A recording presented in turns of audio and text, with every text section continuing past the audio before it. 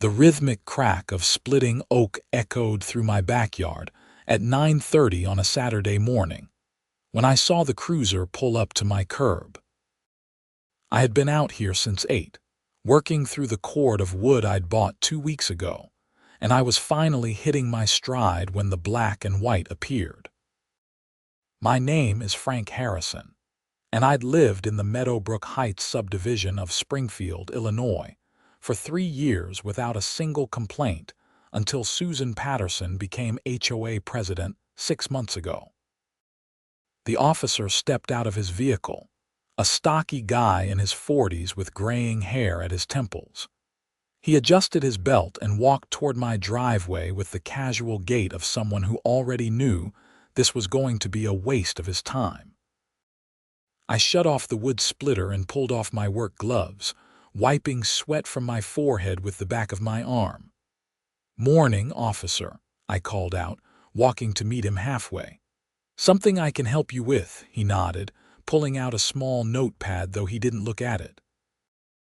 "Got a noise complaint about mechanical equipment. You the homeowner?"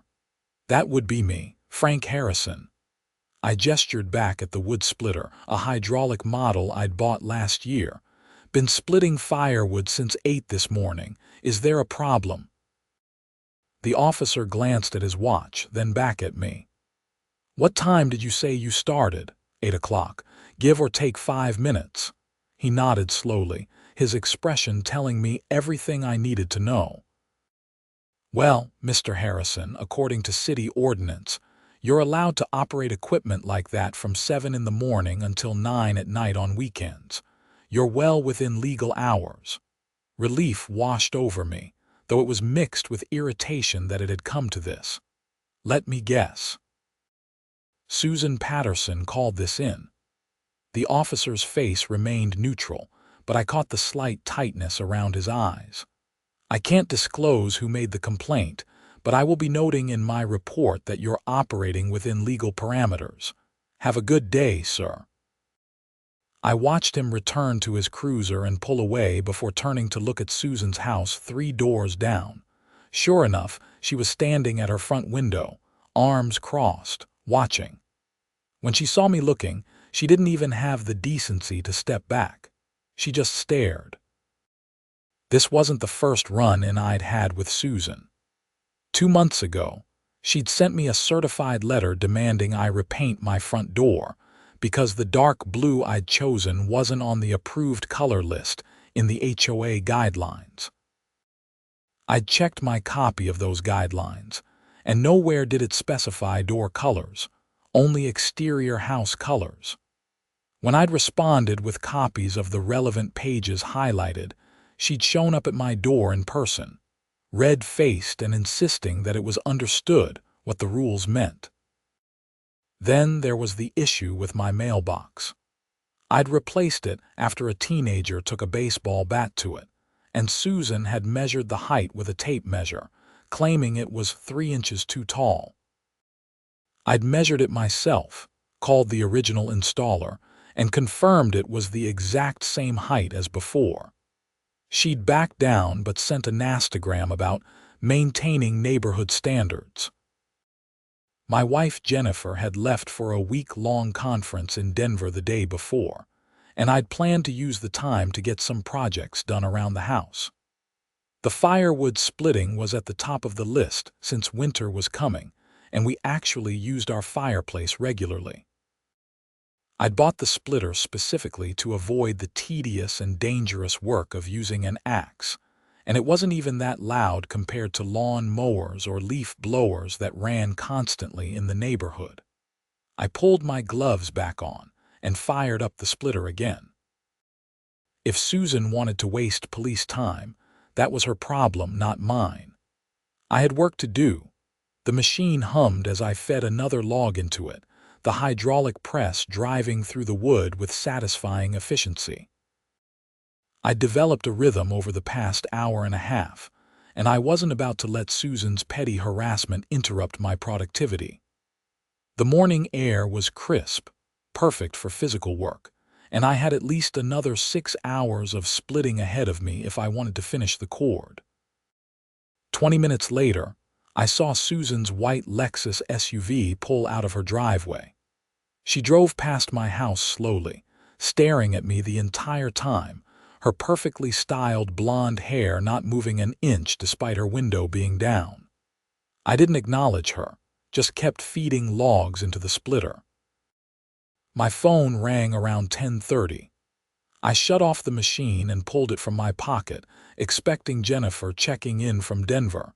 Instead, it was my neighbor to the right, Tom Bradshaw. "Hey Frank, just wanted to give you a heads up. Susan's going door to door trying to get people to sign some kind of petition about your wood splitter." I felt my jaw clench. "You're kidding." "Wish I was." "She came to my door about 15 minutes ago with this printed sheet claiming you're creating a public nuisance and disrupting the peaceful enjoyment of the neighborhood." I told her I couldn't hear anything from inside my house and that you weren't bothering me, but she got pretty aggressive about it. "What do you mean aggressive?" Tom sighed. "She kept insisting that I must be bothered by it, that everyone is bothered by it, and that I should sign as a matter of principle to maintain property values. When I said no, she implied that I might find myself on the receiving end of HOA scrutiny if I didn't support neighborhood initiatives." "She threatened you." "Not in so many words, but the implication was clear. Thought you should know what she's up to." I thanked Tom and hung up, staring at Susan's house. This was escalating beyond simple annoyance into active harassment. I pulled up the HOA bylaws on my phone and scrolled through until I found the section on officer conduct. There it was in black and white. The HOA president was required to act in good faith, could not use their position to target individual homeowners without legitimate cause, and any complaints had to be investigated fairly before action was taken. I took screenshots of the relevant sections and forwarded them to my email, then went back to work. If Susan wanted to play games, I'd play by the rules, but I wouldn't be intimidated. By noon, I'd made significant progress through the wood pile.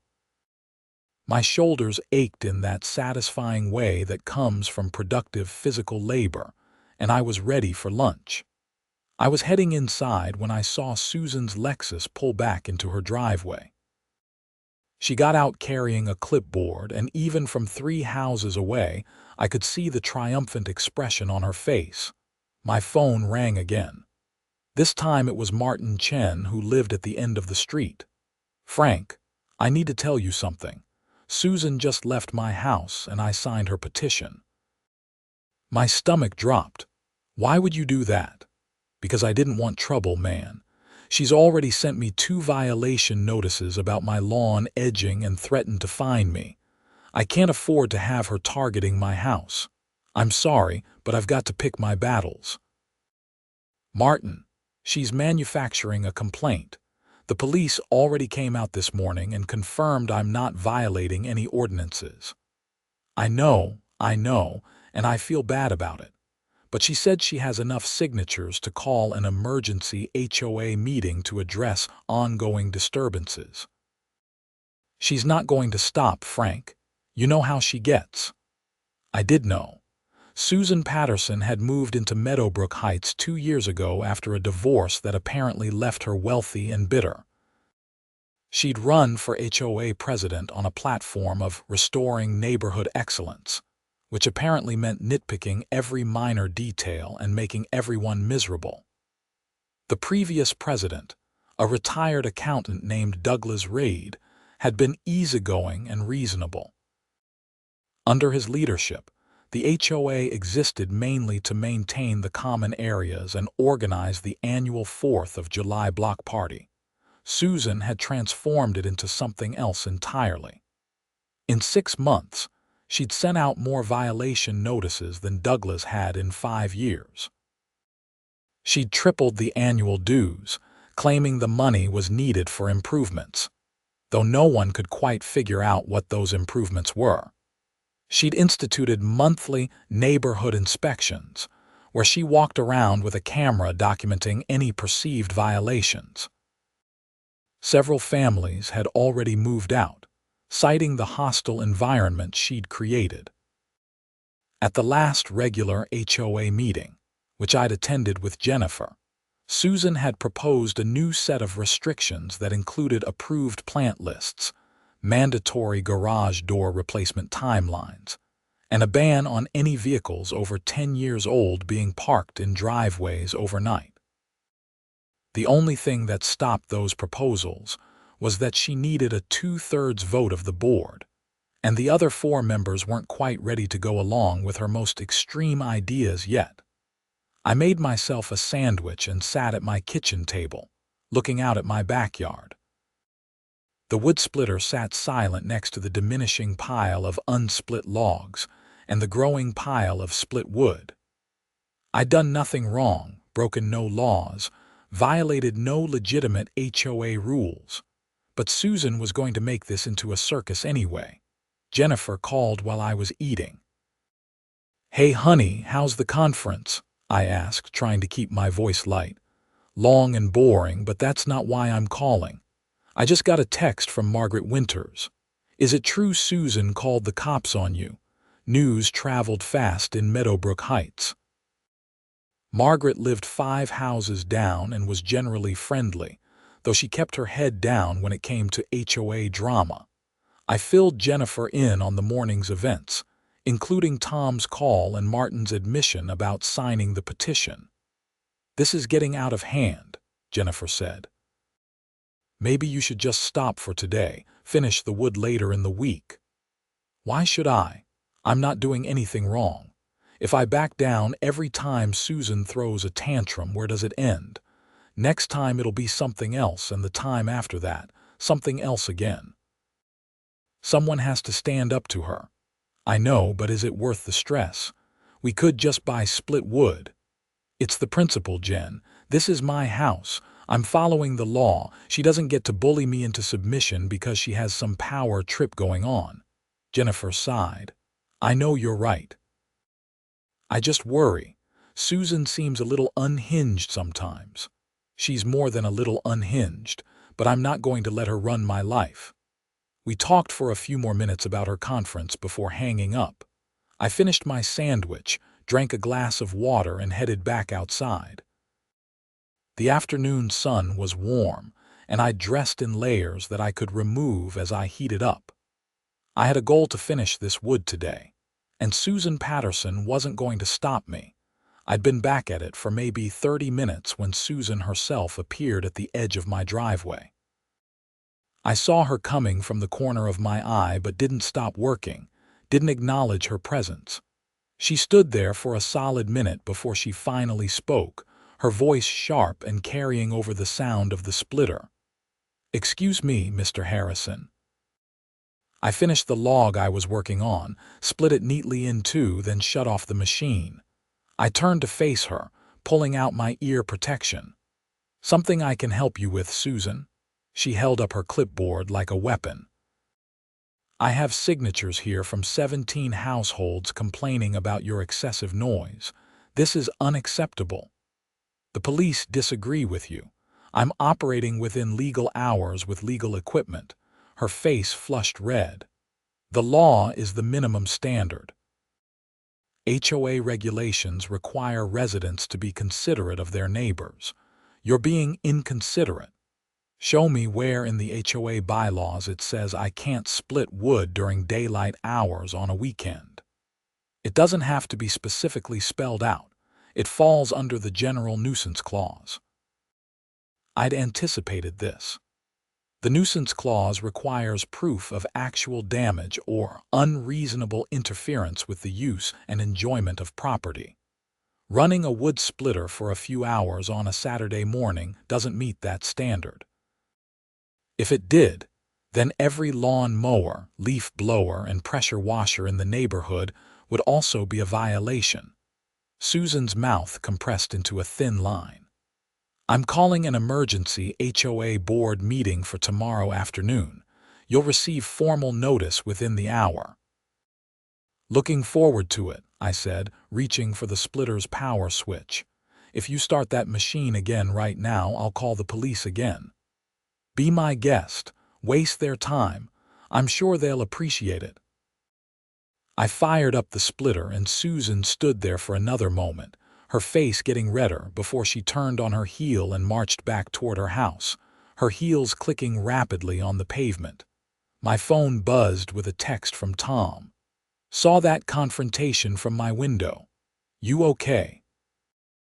I texted back. Fine. She's calling an emergency meeting tomorrow, want me to come as a witness. I'm technically not on the board anymore, but I can observe. Tom had been on the HOA board until Susan's election. He'd resigned 2 months into her term, citing personal reasons, but he'd told me privately that he couldn't stand working with her. She'd been hostile to anyone who questioned her decisions and had made meetings unbearable with her combative style. That would actually be great, I replied. Might need some sane voices in the room. The rest of the afternoon passed without incident, though I noticed Susan's curtains twitching every time I glanced in her direction. I made steady progress through the wood pile, and by 5 o'clock, I was maybe 2/3 done. My arms and back were tired, and I decided to call it a day. I could finish the rest tomorrow morning, emergency HOA meeting or not. I was putting the splitter away in my garage when a car I didn't recognize pulled up. A woman in her 60s got out, looking uncertain. She had kind eyes and gray hair pulled back in a ponytail. Mr. Harrison, I'm Dorothy Young. I live over on Elm Street, just outside your immediate area but still in Meadowbrook Heights. What can I do for you, Mrs. Young? I heard about what Susan's doing with this petition, and I wanted you to know that not everyone supports her methods. She came to my door too, and I refused to sign. I told her that homeowners have a right to maintain their properties as they see fit within the law. I appreciate that, I said, genuinely touched. It's been a frustrating day. I'm sure it has. I wanted to let you know that there's a group of us who are tired of Susan's behavior. We've been quiet about it because, frankly, she's vindictive. But what she's doing to you is beyond the pale. If it comes down to it, we're willing to speak up at meetings or even pursue removing her from the board. This was news to me. How many people are we talking about? At least 30 households, maybe more.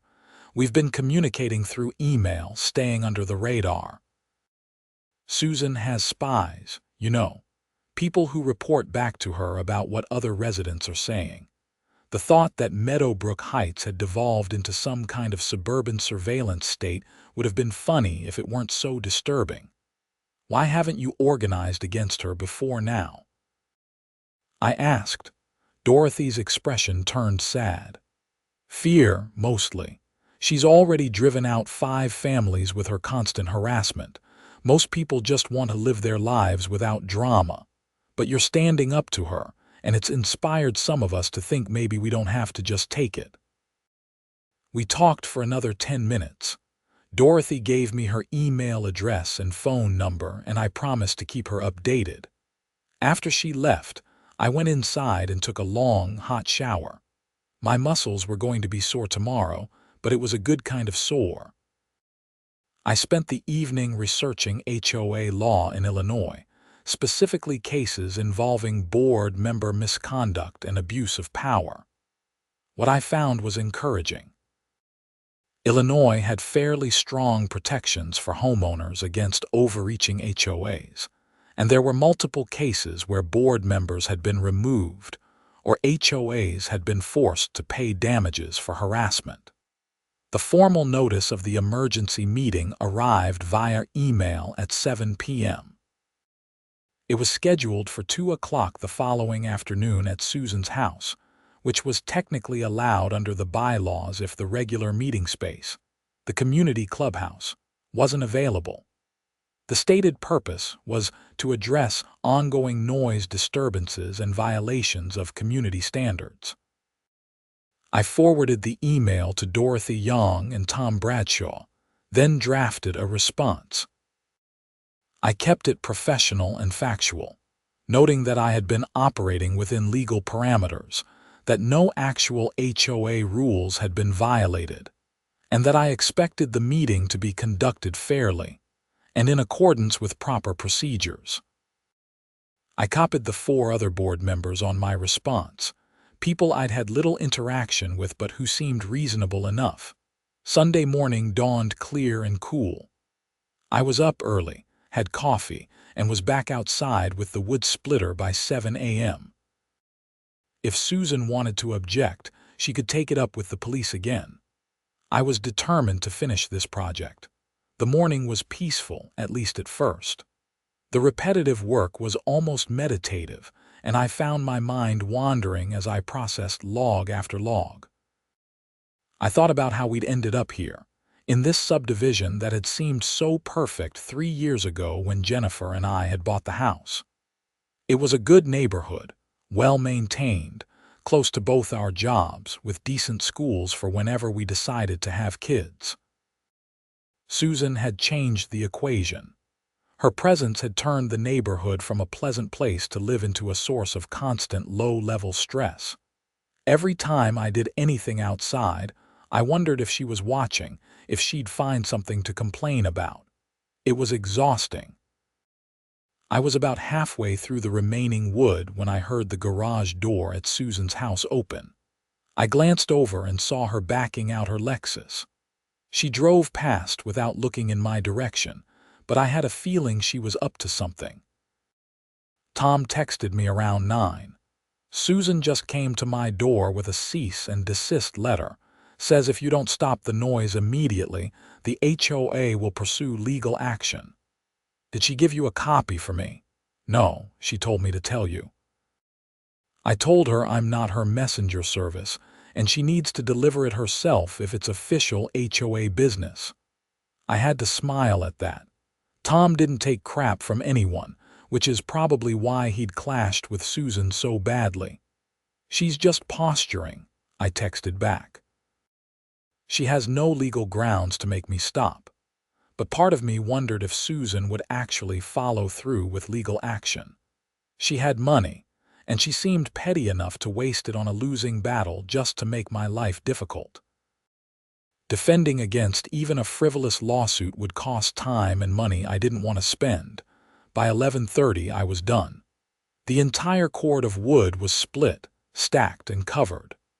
I stood back and admired my handiwork, feeling genuinely accomplished.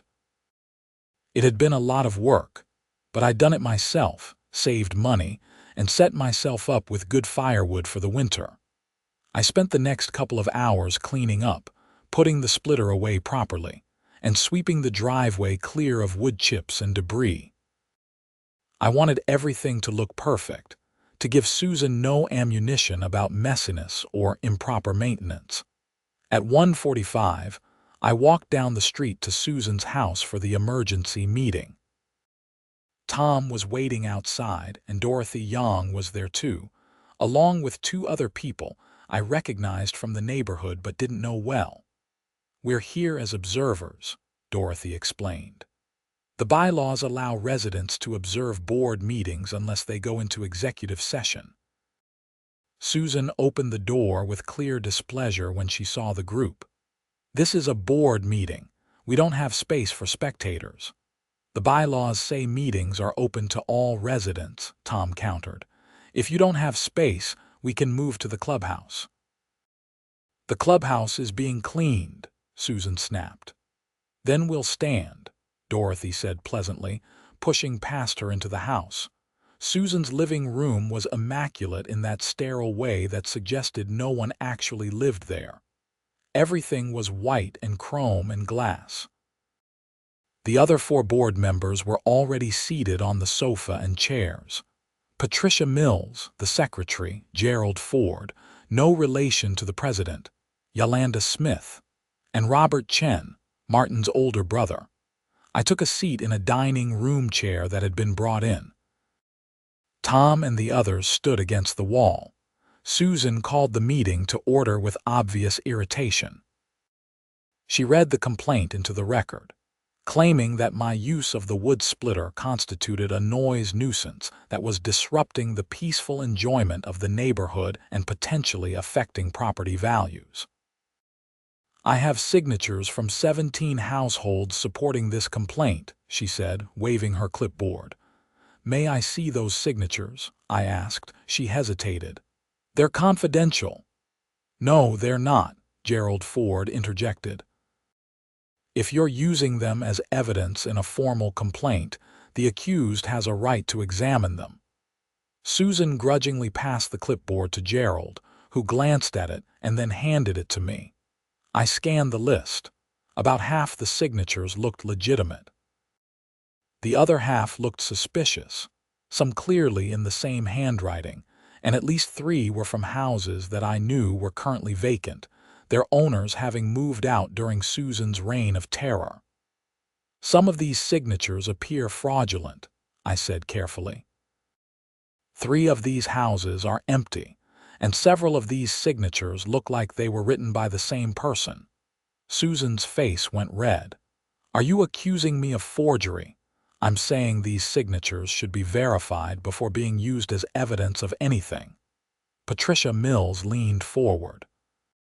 May I see that? She examined the clipboard, her expression growing troubled. Susan, some of these really do look questionable. The one allegedly from 847 Oak Street, that's the Morrison house. They moved out 6 weeks ago. The house is empty. They could have signed before they moved, Susan said, but her voice had lost some of its certainty. The petition is dated yesterday, Tom said from his position by the wall. They moved out a month and a half ago. An uncomfortable silence fell over the room. Robert Chen cleared his throat. I think we need to table this pending verification of the signatures. This is a serious accusation against Mr. Harrison, and we need to make sure we have solid grounds before proceeding. I'll verify them, Susan said quickly. We can reconvene later this week. I'd like an independent verification, I said. Given the apparent irregularities, I don't think the person who collected the signatures should be the one verifying them. Yolanda Smith nodded. That seems fair. Patricia, would you be willing to do a door-to-door verification? Patricia looked uncomfortable but agreed. I can do it over the next few days. Susan looked like she'd bitten into something sour. Fine. But in the meantime, I want Mr. Harrison to agree to cease operation of the wood splitter pending resolution of this complaint. No, I said simply. I'm not violating any laws or legitimate HOA rules. I'm not agreeing to any restrictions on legal activity on my own property. This is exactly the kind of uncooperative attitude that's causing problems, Susan said, her voice rising. With all due respect, Mrs. Patterson, you called the police on me yesterday, and they confirmed I was operating within legal parameters. You've gathered what appears to be a partially fraudulent petition. You're attempting to use your position as HOA president to target me personally. That's a violation of your fiduciary duty as a board member. How dare you? Susan stood up, her face flushed. I am trying to maintain the standards of this neighborhood, something you clearly don't care about. I care about following the actual rules, not made-up standards that you invent to harass people you don't like. Gerald Ford stood up as well. Everyone needs to calm down. Susan, sit down. Mr. Harrison has a point. We need to follow proper procedures here. We can't just make arbitrary decisions based on personal feelings. Dorothy Young spoke up from the wall. I'd like to say something, if I may. Susan whirled on her. This isn't your meeting.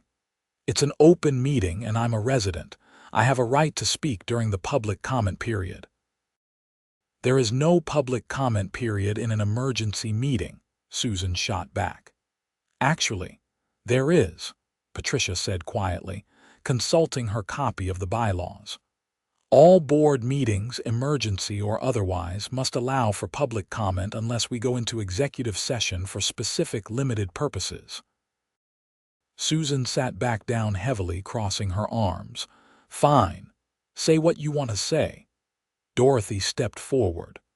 I want to state for the record that Mrs. Patterson came to my door yesterday demanding that I sign her petition. When I refused, she implied that I would face increased scrutiny from the HOA if I didn't support neighborhood initiatives. That's intimidation, and it's inappropriate behavior for a board member. That's a lie, Susan said flatly. I have a Ring doorbell, Dorothy continued. I have video of the entire conversation. I'm happy to provide it to the board. The room went silent. Susan's face had gone from red to pale. Robert Chen leaned back in his chair, his expression thoughtful. Yolanda Smith was taking notes. I think we need to see that video, Gerald said. Dorothy pulled out her phone, tapped a few times, and handed it to Gerald. The board members gathered around to watch. I couldn't see the screen from where I sat, but I could hear Susan's voice coming from the phone, tight and angry, though I couldn't make out the specific words. When it finished, Gerald handed the phone back to Dorothy. Thank you, Mrs. Young, that was very informative. This is a witch hunt, Susan said. You're all turning on me because you're too weak to maintain proper standards. Susan, you're out of line, Patricia said, her voice firm. You've been out of line for months. This meeting is about Mr. Harrison's wood splitter, but it's becoming clear that the real issue is your conduct as HOA president. I don't have to listen to this, Susan stood up again. This meeting is adjourned. You can't adjourn a meeting unilaterally, Robert said. We need a vote of the board. I'm the president. I can adjourn the meeting if I want. No, actually you can't, Tom said, speaking up for the first time since the meeting had begun. I helped write the current version of the bylaws 5 years ago. The president can't adjourn without a board vote, except in cases of emergency like a fire or medical situation. Susan stared at him with pure hatred. You have no standing here. You resigned from the board. I'm a resident observing an open meeting, and I'm stating facts about the bylaws. Gerald Ford stood up.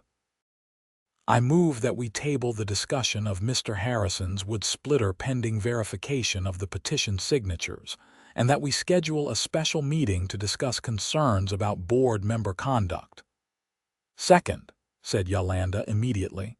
All in favor? Patricia asked.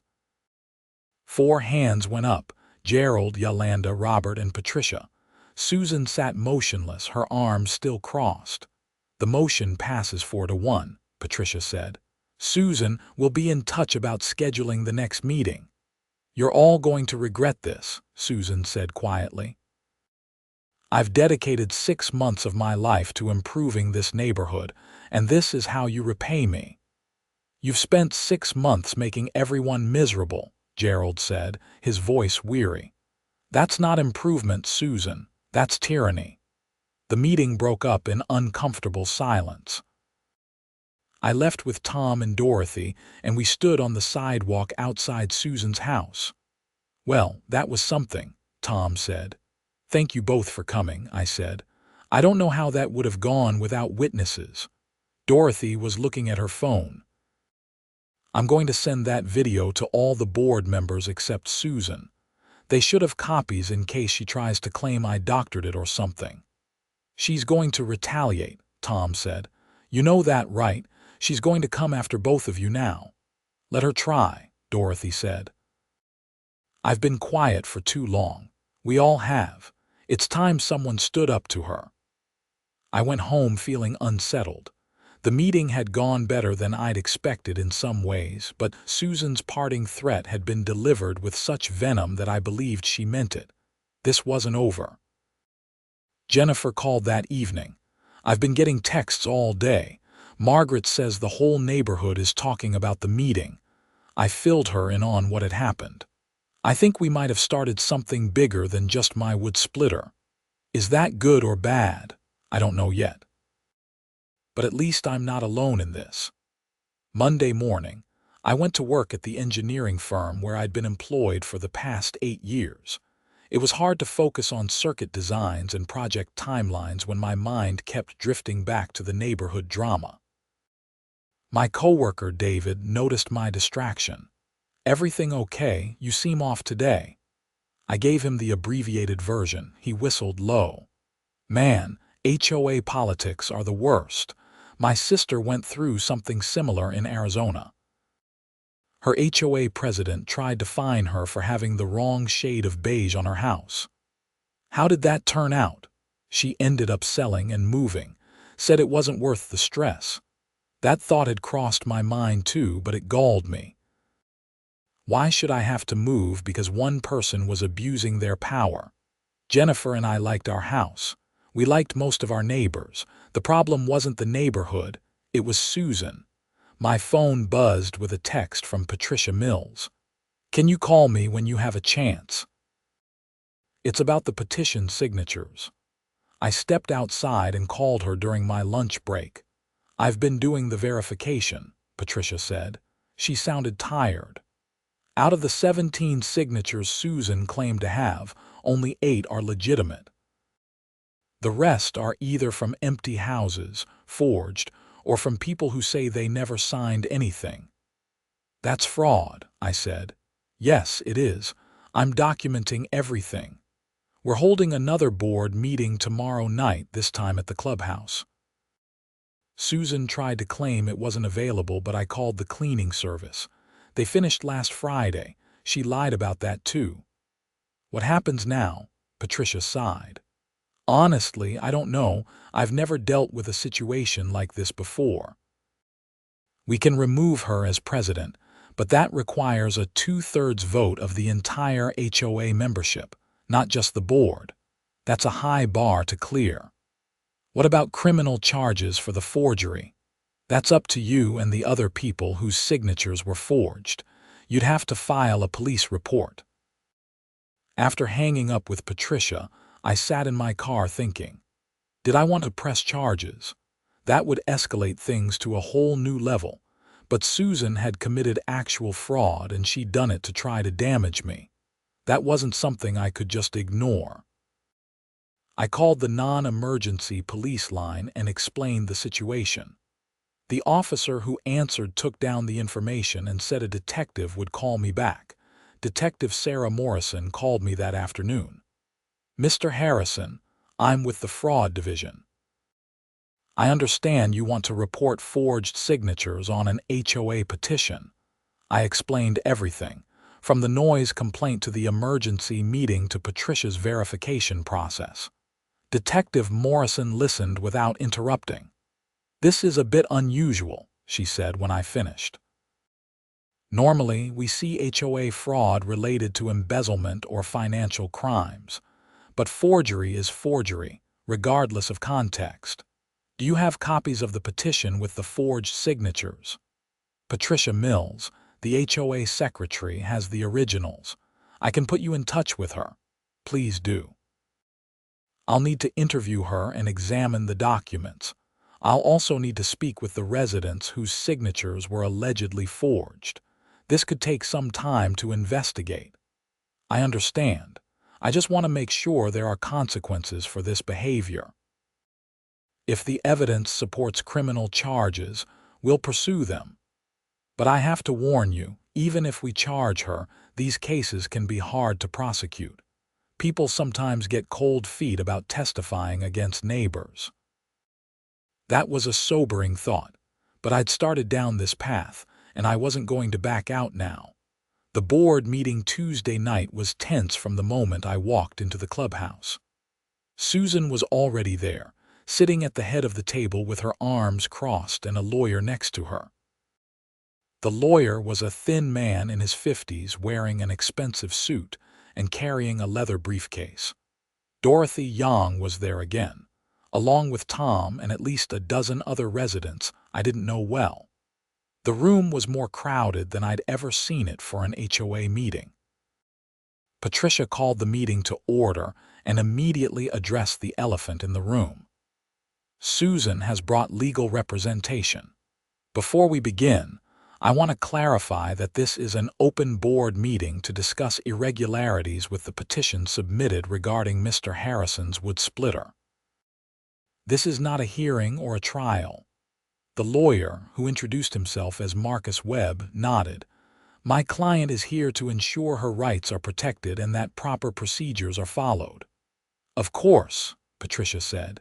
She looked nervous but determined.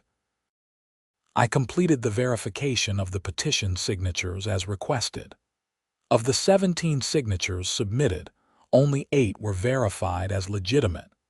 9 signatures were either forged, from residents who deny signing, or from vacant properties. She laid out a detailed report, going through each signature one by one. When she finished, the room was silent except for whispered conversations among the observers. These allegations are defamatory, Marcus Webb said. My client collected these signatures in good faith. If there are errors, they are honest mistakes, not fraud. Mr. Webb, 9 out of 17 signatures being invalid goes beyond honest mistakes, Gerald Ford said. Several of these are from houses that have been empty for weeks. Multiple residents have stated they never signed anything and never spoke to Susan about this issue. Susan spoke for the first time. People are lying to protect Frank. He's organized a campaign against me. I've organized nothing, I said. I've been splitting firewood. You're the one who escalated this into a major issue. You've been turning the neighborhood against me, Susan's voice rose. Ever since I became president, people like you have tried to undermine every attempt to improve this community. Improve it how? Dorothy Young spoke up. By driving out 5 families with constant harassment. By sending violation notices for minor issues that previous boards ignored. By threatening residents who don't support your agenda. That's not what happened, Susan said, but her voice lacked conviction. Marcus Webb held up his hand. This is getting off track. My client may have made errors in judgment, but that doesn't warrant the witch hunt that's been organized against her. It's not a witch hunt when there's evidence of actual wrongdoing, Tom said. Robert Chen spoke up. I move that we remove Susan Patterson as HOA president for conduct unbecoming a board member, specifically the submission of fraudulent evidence in an official complaint and abuse of authority. Second, Yolanda said immediately. Marcus Webb stood up. You can't remove her without following the proper procedures outlined in your bylaws. That requires a vote of the full membership, not just the board. He's right, Patricia said reluctantly. We can censure her and strip her of certain authorities, but full removal requires a special election. Fine, Gerald said. Then I move that we formally censure Susan Patterson and remove her authority to act on behalf of the HOA without board approval until a special election can be held. Second, Yolanda said again. The vote was 4 in favor, with Susan abstaining. Marcus Webb looked unhappy but didn't object. The motion was within the board's authority. This isn't over, Susan said, standing up. I'll fight this censure and I'll win. You're all going to regret siding with troublemakers over someone who actually cares about this neighborhood. She and her lawyer left. The moment they were gone, the tension in the room decreased noticeably. Several residents started talking at once. Patricia banged a gavel, something I'd never seen her do before. Order, please. We still need to address the original issue. Mr. Harrison, the board has reviewed your case. Given that the evidence against you was largely fraudulent, we're dismissing the complaint entirely. You're free to use your wood splitter or any other legal equipment during legal hours without HOA interference. Thank you, I said. However, Patricia continued, we would like to request that you try to be mindful of the noise level where possible, not because you're doing anything wrong, but as a courtesy to neighbors. I always try to be considerate, I said. That's why I only operate during reasonable daytime hours. After the formal meeting ended, several residents came up to me. Some thanked me for standing up to Susan. Others shared their own stories of harassment and intimidation. A picture emerged of Susan as someone who had systematically bullied anyone who didn't fall in line with her vision for the neighborhood. "We need to make sure she doesn't win that special election," one resident said. "If she gets back in power, she'll retaliate against everyone here." "When's the election?" I asked Patricia. "We have to schedule it within 60 days according to the bylaws. I'm thinking we should do it sooner rather than later. Get this resolved." "I'll run against her," Dorothy Young said. "I've lived here for 20 years. I know this neighborhood, and I know what people actually want from an HOA, which is mostly to be left alone to live their lives." Several people voiced their support. A campaign was starting to take shape right there in the clubhouse. I drove home that night feeling cautiously optimistic. Susan had been defanged, at least temporarily. The forgery investigation was ongoing. The neighborhood was rallying against her. Things were moving in the right direction, but I'd underestimated Susan's capacity for vindictiveness. Wednesday morning, I woke up to find my car tires slashed. All 4 of them, clean cuts that had let all the air out overnight. I called the police and filed a report, though I had no proof of who had done it. The officer who responded was sympathetic but realistic. "Without camera footage or witnesses, there's not much we can do. You might want to install a security camera." I spent the morning dealing with insurance and getting my car towed to get new tires. Jennifer, who had returned from Denver the night before, was furious. "This has to be Susan," she said. "Who else would do this right after you stood up to her at the meeting?" "Probably, but we can't prove it." "Then we need cameras. Good ones, pointing at the driveway and the whole front of the house." We spent that afternoon researching security systems and ordered a comprehensive setup that would cover every angle of our property. It would take a few days to arrive, but at least we were taking action. Thursday morning, I found a violation notice on my door. It was from Susan, claiming that my fence was 6 inches too tall according to HOA regulations. The fence had been there when we bought the house 3 years ago. It had never been an issue before. I took photos, measured the fence myself, and checked it against the bylaws. The fence was exactly the maximum allowed height. Susan was lying again, or measuring incorrectly on purpose. I forwarded the violation notice to Patricia with my documentation. She responded within an hour. "Susan has no authority to send violation notices right now. That power was stripped by the censure. This notice is void. Please ignore it." But I couldn't ignore it, not really. It was another sign that Susan wasn't going to go quietly. She was going to fight, and she was going to use every tool she had, legitimate or not. Detective Morrison called me Thursday afternoon. "Mr. Harrison, I wanted to update you on the forgery investigation. I've interviewed several of the residents whose signatures appeared on that petition. 3 of them have confirmed they never signed it and never spoke to Mrs. Patterson about your wood splitter. I've also examined the original petition, and a handwriting analyst has confirmed that multiple signatures appear to be in the same hand. So you're charging her. I'm recommending charges to the prosecutor. Forgery, filing a false report, and potentially harassment. Whether the prosecutor takes the case is up to them, but I think we have enough evidence. How long will that take? Could be a few weeks. These things move slowly, but I wanted you to know we're taking it seriously." That evening, Jennifer and I attended an impromptu neighborhood meeting organized by Dorothy Young at her house. About 40 people showed up, filling her living room and spilling out onto her patio.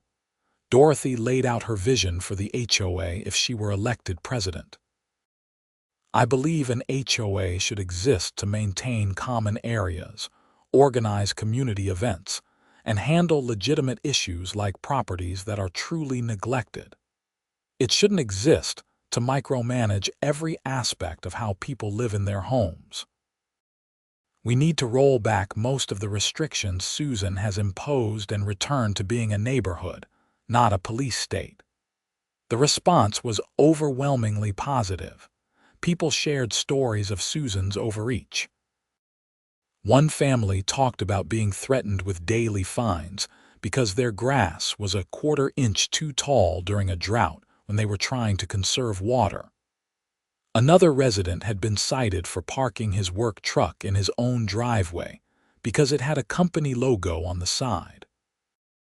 "She tried to tell me I couldn't fly an American flag," one veteran said, his voice shaking with anger. "Said it wasn't on the approved flag list.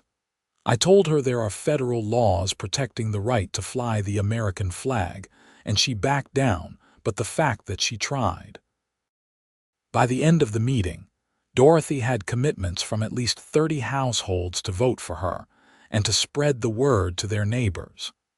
A special election required a quorum of 51% of the HOA membership to vote. With about 200 houses in Meadowbrook Heights, that meant at least 102 votes needed to be cast for the election to be valid. "We can do this," Dorothy said, "but we need to organize. We need to knock on doors, talk to people, make sure they understand what's at stake." I volunteered to help with the campaign. So did Jennifer, Tom, and about a dozen others. We divided up the neighborhood into sections and planned to canvass over the next 2 weeks. Susan, meanwhile, wasn't sitting idle. She started her own campaign, sending out glossy mailers to every house. The mailers featured professional photos of the neighborhood looking pristine and talked about maintaining standards and protecting property values. They painted her opponents as anarchists who wanted to turn Meadowbrook Heights into a slum.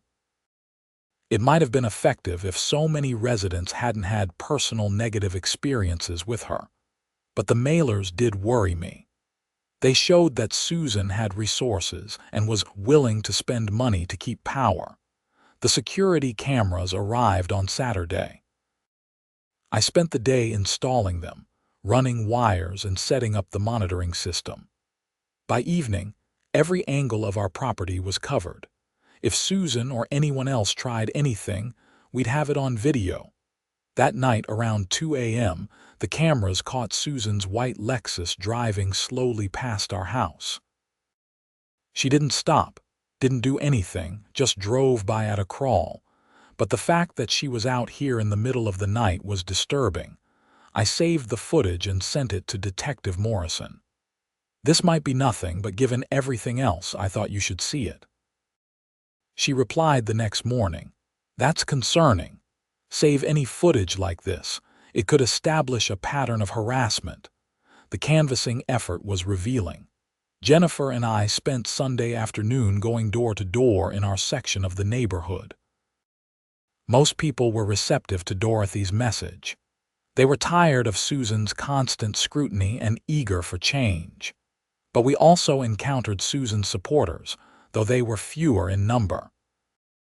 One woman, maybe in her 70s, told us firmly, "Susan is the only one who cares about keeping this neighborhood nice. Before her, people let their properties go. I'm voting for her." When we politely pointed out that Susan had falsified petition signatures and was under criminal investigation, the woman shook her head. "That's propaganda. Susan told us you people would spread lies about her." There was no reasoning with true believers. By the end of the weekend, our team had contacted about 150 households. The response was roughly 60% in favor of Dorothy, 30% in favor of Susan, and 10% undecided or refusing to say. If that held, Dorothy would win, but it was closer than I'd hoped. Monday brought another development. The prosecutor's office charged Susan with 3 counts of forgery and 1 count of filing a false police report. The news spread through the neighborhood like wildfire. Susan's supporters claimed it was a politically motivated prosecution. Dorothy's supporters saw it as validation that Susan had crossed serious lines. Susan held a press conference in her driveway, with Marcus Webb, her lawyer, standing beside her. A local news crew actually showed up, probably because it was a slow news day. "I am innocent of these charges," Susan said, reading from a prepared statement.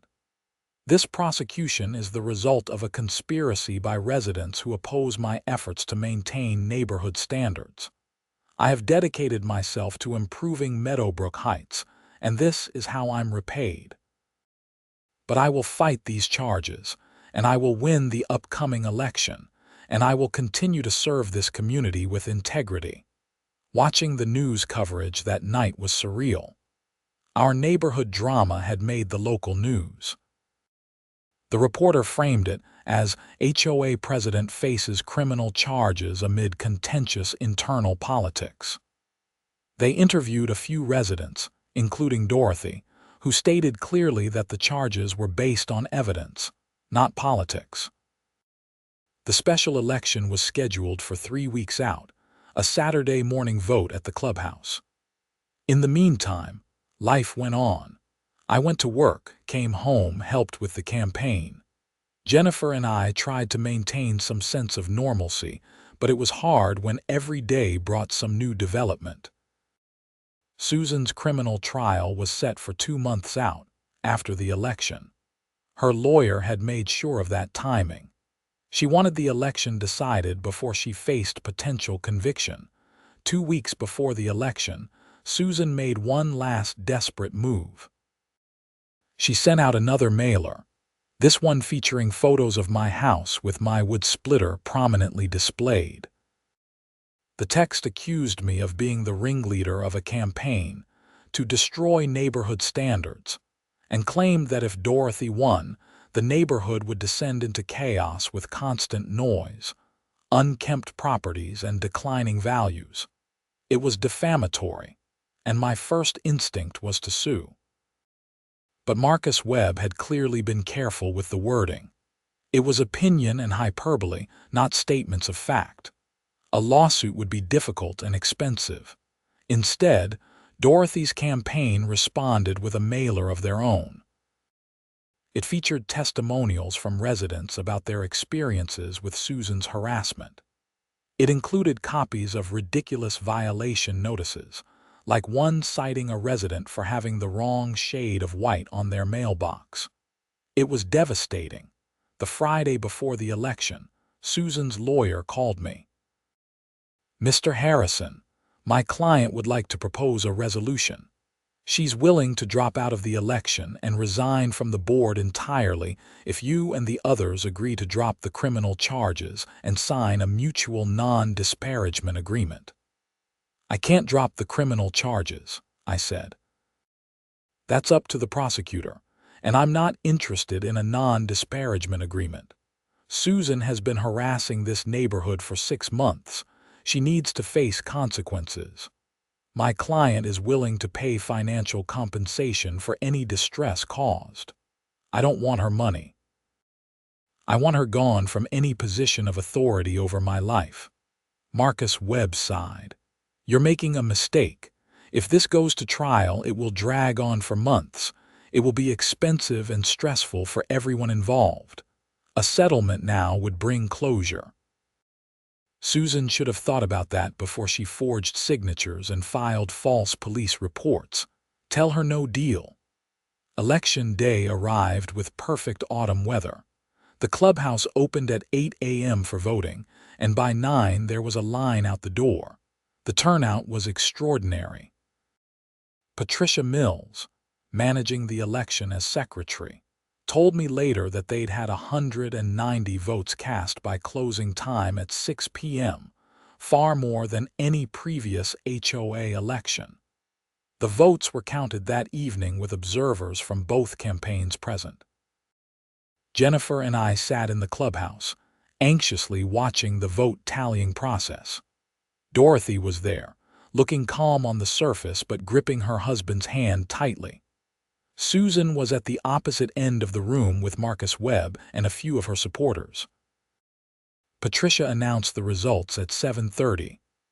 Total votes cast, 190. Needed for quorum, 102. Quorum is met. Votes for Dorothy Young, 127. Votes for Susan Patterson, 58. 5 ballots were spoiled or blank. Dorothy Young is elected as the new HOA president. The room erupted in applause from Dorothy's supporters. Susan stood up, her face pale, and walked out without a word. Marcus Webb followed her, but not before shooting a dark look at the assembled crowd. It was over. Susan had lost, decisively. The neighborhood had spoken. The celebration at Dorothy's house that night was joyous. People brought food and drinks. There was music and laughter, and a sense that a weight had been lifted from the entire community. Dorothy gave a short speech thanking everyone and promising to be a president who served the neighborhood rather than ruling over it. "My first act," she said, "will be to repeal all the excessive restrictions Susan imposed. We're going back to reasonable rules that focus on legitimate community concerns, not micromanagement. And I'm establishing clear limits on what the HOA can and cannot do, with strong protections for homeowner rights." More applause. I felt Jennifer squeeze my hand, and I realized how much stress I'd been carrying for the past weeks. It was finally draining away. Susan's criminal trial took place 6 weeks later. Jennifer and I attended, along with several other residents who had been affected by her actions. The evidence was overwhelming. The handwriting analysis showed conclusively that Susan had forged multiple signatures. Residents testified that they had never signed the petition, and in some cases, that Susan had never even approached them. The video from Dorothy's doorbell camera showed Susan making implied threats. The jury deliberated for less than 4 hours. Guilty on all counts. Sentencing came 2 weeks after that. The judge was a no-nonsense woman in her 60s who had clearly read through the entire case file. "Mrs. Patterson," she said, "you held a position of trust in your community. Instead of serving your neighbors, you abused your authority to harass and intimidate them. You forged documents, filed false police reports, and engaged in a pattern of behavior that caused real harm to real people. While these are not violent crimes, they represent a serious breach of community trust and a disregard for the rule of law." She sentenced Susan to 2 years probation, 200 hours of community service, and a fine of $5,000.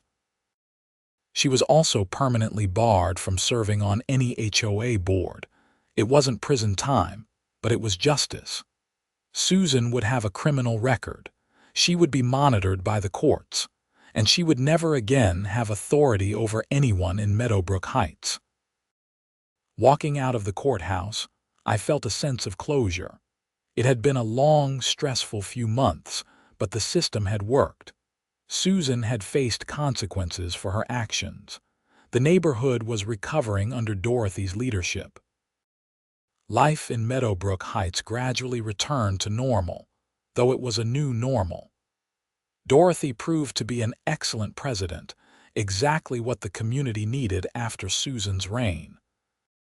She simplified the rules, focused the HOA on its legitimate functions, and created a culture of respect and cooperation rather than fear and compliance.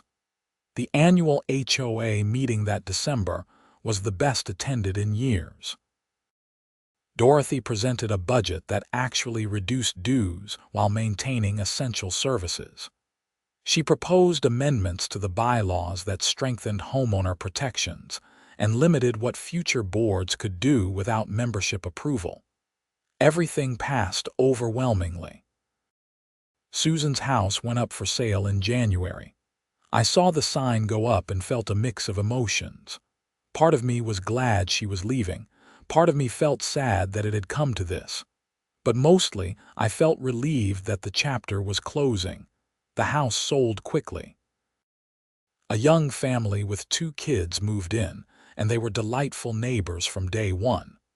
The father, whose name was Michael, knocked on my door a week after they moved in. "Hey, I heard you split your own firewood. I've been thinking about getting a splitter. Any recommendations?" I showed him my setup, gave him advice on what to buy and where to get good deals on wood. We became friends, the kind of casual neighborly friendship that makes a place feel like home. Jennifer and I hosted a 4th of July block party that summer, something we'd never felt comfortable doing during Susan's presidency. Half the neighborhood showed up. Kids ran around playing while adults stood in clusters talking and laughing. Dorothy made a short speech thanking everyone for making Meadowbrook Heights a real community again. Looking around at the happy faces, the relaxed atmosphere, the sense of genuine neighborhood connection, I thought about how close we'd come to losing all of this. If no one had stood up to Susan, if we'd all just kept our heads down and accepted her tyranny, the neighborhood would have died a slow death. People would have moved away. Those who stayed would have been miserable. But because one person and then another decided to say enough, things had changed. It hadn't been easy. It had been stressful and sometimes scary. But it had been worth it. My wood splitter sat in the garage, ready for use whenever I needed it. I'd used it several times since that first weekend, always during legal hours, always mindful of the noise but not afraid of it. Because that's what you do in a free society in your own home. You follow the rules, you're considerate of others, but you don't let bullies dictate how you live your life. The story of Susan and the wood splitter became something of a legend in Meadowbrook Heights. New residents would hear about it and shake their heads in disbelief. Longtime residents would recount it as a cautionary tale about what happens when power goes unchecked, and as an inspiring story about the importance of standing up for what's right. Years later, I'm still in the same house. Dorothy served 2 terms as HOA president before stepping down to spend more time with her grandchildren. The person who replaced her was cut from the same cloth, someone who understood that an HOA should serve the community, not rule it. I never saw Susan again after she moved. I heard through the neighborhood grapevine that she'd moved to Florida and was living in a condo. I hoped she'd learned something from the experience, though I doubted it. Some people never learn, but that wasn't my concern anymore. My concern was living my life, maintaining my home, being a good neighbor, and protecting the community values that made Meadowbrook Heights worth living in. The wood splitter was just a tool. The real issue had always been about power, respect, and the right of people to live their lives without undue interference. On quiet Saturday mornings, when I'm out in my yard doing projects, I sometimes think about that first weekend with the wood splitter.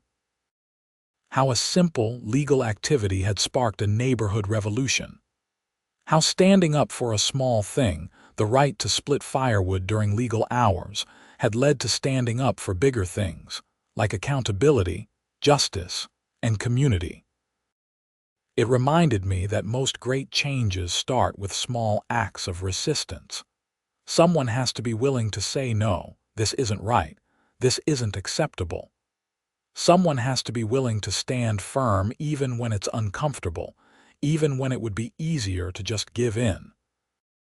I was glad that person had been me.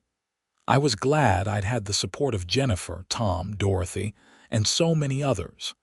And I was glad that our neighborhood had come through the experience stronger and more united than before. The wood splitter still works perfectly.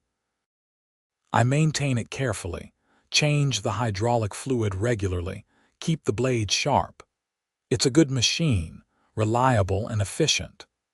Every time I use it, I remember what it represented, not just a tool for splitting logs, but a symbol of standing up for your rights and refusing to be intimidated. That's the real story. Not about an HOA president calling the cops over equipment noise. Not even about forgery and criminal prosecution. It's about ordinary people in an ordinary neighborhood deciding they'd had enough of being pushed around and doing something about it. It's about community, courage, and the importance of standing up for what's right even when it's difficult. Those are the values that make a neighborhood, a town, a country worth living in. Those are the values worth fighting for. And it all started with the simple act of splitting firewood on a Saturday morning.